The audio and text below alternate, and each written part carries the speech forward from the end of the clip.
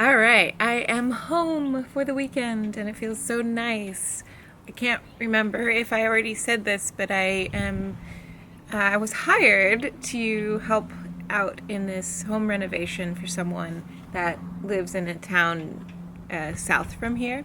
And so basically what I've been doing is I go and spend the whole week there, and I just like camp out on the floor in a sleeping bag and get up, work, go to bed, get up, work, go to bed, make meals.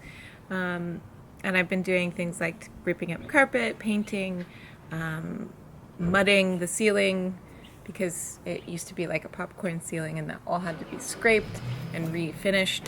So I've been doing that, which is actually really fun, but exhausting. Chipping out tile. My hands are a little sore today from holding a hammer and chisel for like 8 hours. But anyways, it's really rewarding work. I very much love doing stuff like that. But I also appreciate being able to come home and spend a day in the sun. It's beautiful out right now, so I'm just like soaking it all up, drinking some coffee, and just taking in the day, taking in the quiet, beautiful, beautiful morning. So I wanted to share with you something today, and that is something that has been kind of a life changer for me, and it is this little baby here. This is a traveler's notebook, and this particular one was made by a company called Chic Sparrow, and I've had it for just over 3-ish months now, but honestly, I can't remember my life before this. It feels like I've always had this in my life at this point. Even a friend of mine said that when he imagines, when my image pops into his head, this is like a part of it. So this has become very much an extension of myself. For those of you who don't know what a traveler's notebook is, basically it's more than just a cover for your notebook. It's like a portable office or whatever you want it to be, and that's the beauty of it, is it's really customizable and it's very movable and changeable. So it's really simple. It's just like this little cover. This one in particular is leather, which is traditionally what they're made of, but you can get them in cloth and other materials as well. This one is from, like I said, Chic Sparrow. It's the Maverick leather, the Maverick line. So she has all these different collections with different leathers, and the leathers have different colors and different qualities. So this one has like lots of lightning bolts type texture, which is really beautiful. And of course it has traveled everywhere with me. So there's little signs of aging and wearing, but it's my story, which is really wonderful. I think that's some ink spots there. I have little droplets from when it rained once.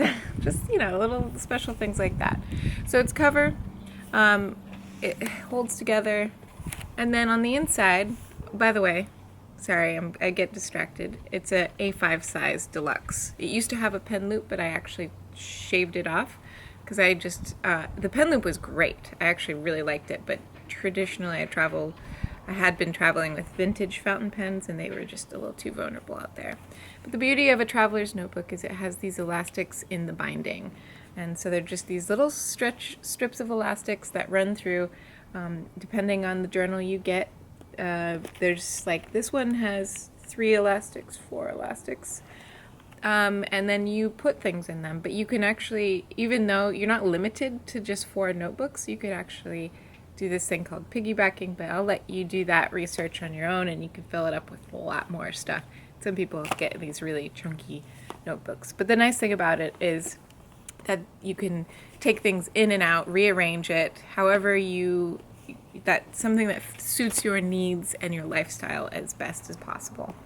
So this is also my wallet, and here it is. So I have 3 little pockets here for cards, and then I have a pouch here for cash, and then I made a little wool folder, And so here is the folder, and it's just really simple. It has a little iron-on patch there. This is the Sonoran Desert where I live, and on the inside is a pocket. I only put one pocket on this folder because I didn't want it to get too bulky. This is 100% wool felt, and so it's already thick enough, and then adding, of course, a bunch of things into it. So these are postcards and stamps, and then various notes that I have to like remember, keep track of things that people have like handed to me that like, oh, here, this is some information. I have a coupon. But yeah, lots of, as I go like thrifting, I'll sometimes stumble upon a postcard that I like, and then I will put it here, and then when I feel inspired, I'll actually address it to somebody and send it out. So I actually have to do that. That one there, that one's ready to go. And then, so wedged inside of this little wool folder is my agenda. And I'm not much of a planner type person, but when you have a lot of like dates in your head, it is really nice to have a place to keep them organized. So I was happy to find this one because it's really thin, and the paper is fountain pen friendly, which is also really important. I got this off of Jet Pens. It's just a very minimal month-to-month type spread. So that's what it looks like. And then at the back, there's like a little space for notes if you should need them. And then I like to keep a little tiny stack of Post-its attached. I just stuck it on in case I need to jot down something really quick and remind myself. And then the main reason why I ever even got into this whole thing is because I am a very, very dedicated journaler. I journal every day. I go through a journal about once a month, so it happens a lot. I'm always carrying around a journal, and I'm almost always writing. So I have my favorite type of A5 notebook lately has been the Leuchtturm 1917s. That's what I've used probably the last, at this point, maybe 5 notebooks have been Leuchtturms. I really, really like them. They fit. They check all the boxes for me. So, but yeah, I write a lot. And in fact, this one I am, I don't know, 3/4 of the way through. So I'll be finishing this up soon as well. I like to name all of them. The Leuchtturms come with little stickers for the cover and for the binding. So at the end, when I finish this, I'll archive it and write out the dates. So that's my daily journal. And then in the back here, I have another little folder. And this was just like super quickly constructed out of whatever materials I had at the time, and I didn't put a lot of effort into it. I just threw together. I have some like vintage fabric that was made in Scotland. This was the box cover to my tarot deck. The cardboard is actually an old Moleskine that I hacked up, and then I glued in some cardstock on the inside, some grid paper, so that it kind of stiffened it up a little more than it already was. And then I added in a little folder out of another notebook that I hacked up. This is a paper sample. So this is kind of like the fountain pen section of my journal. This is just a folded up movie poster that I grabbed when I went to the movies with my mom. And I don't know how long that will last in there, but I grabbed it, I put it in, and I was like, oh, why not? Maybe I'll throw it away. Maybe I'll do something more with it, but it seemed kind of fun at the time. And then wedged in between the folder is another book. This is a little Tomoe River paper booklet. It's staple bound. I got this off of Goulet Pens. And this one is my fountain pen archives, basically. That's what I'm going to call it. So at the very beginning, I have a list of my fountain pens. I actually have more than this, but these are my favorites. So all of them except one are vintage fountain pens. And then the other ones that are not in this, I'm going to be selling. So, but these are my favorites. And when I incorporate a new one, I will add it into the archives. And each fountain pen has a little dedicated section in which I give like details like this one, the Schaefer Oversized Balance 1930s, and then just like little physical details, you know, what it was made of, how the filling system, a writing demo of the ink that I used, and then also I do like a little ink smear test to see how like dry the pen writes. And then I also, when I get a new pen, I like to spend a lot of time with it and get to know it because they each have a lot of personality. So this one, so basically what I'll do is I'll use that one pen until the ink runs dry. And while I'm writing with it, I actually count the lines and then I divide it and get like an approximate page. So this pen I had to, on one ink fill, it gave me about 1,112 lines and about 36 pages. So that gives me a good sense of like the carrying capacity. That way when I'm traveling, because you know I do travel with these pens, this is what I write with exclusively, fountain pens. I love them. And so it's kind of nice to know like, okay, well, I'm going here for a week. What do I need to bring so that I can ensure I will have a fountain pen with ink at some point. And then in the other half of this little journal are my ink samples, which actually need to be updated, and that's something that I want to do today. So I do like a little swatch. I just take a Q-tip, dip it in the inkwell and smear it on so that you can get a sense of the shading and the color, and then I write the name of it. These are all like categorized by the company or the maker of the ink.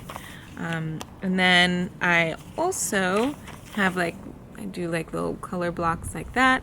And then more detailed, these are the actual ink samples and how they write and the colors, and so I'll do like a little writing sample. And these ones I always do with the same exact pen so that it keeps it a consistent comparison. And again, I have to do some updating today. And then on the back, here's like the diamine, all of my diamine inks. It's my favorite ink for fountain pens so far. And so I've been doing what I've been referring to as the diamine ink challenge. So I'll fill up a pen with a particular color of diamine ink, and then I'll write with that until it runs dry. So that way I can get to know each ink very well. So all the ones here that are recorded, I've already written with until the pen has run dry. So it's a lot of ink to go through. I have one more actually that I have yet to experience. And then at the back of the folder, you will see there's more pockets here. There's actually 3 pockets. These 2 little pockets here I made with like a chocolate, one of my favorite chocolates, and then there's a bigger pocket there. And then there's also a pen loop wedged in between the chocolate pocket and the cover of the folder. And this is a TWSBI Eco, which has become one of my absolute favorite daily writers. It's a workhorse. It's like cheap enough that you just throw it in a backpack and you're good to go. It has a huge carrying capacity for ink, and it's also a really consistent writer. I'd love to do an in-depth video on it because it's been a fantastic fountain pen to have, and it's, I think, you know, just the price point is really approachable for everyone as well. And then in the back I have a secretarial pocket with a handkerchief, because when you use fountain pens things do get a little inky, and then some important things like bills and stuff, and then spare paper clips. That, folks, is the end of my beautiful darling that I would never ever ever want to leave anywhere without it. It's become a bit of a security blanket. Like I said, it's become an extension of me, and now I'm kind of like synonymous with with having one of these. Like I love it. I love it so much. It feels so good to hold. It's just, oh man, this is all I will ever need in my life, basically. This is like my home. It feels like home. And it's portable. I mean, it's heavy. It's a commitment. You gotta be committed. when you have to pay for something and you have to pull out your gigantic wallet out of your purse. You know, it's a lot, but it's totally worth it. So anyways, I hope you enjoyed this video.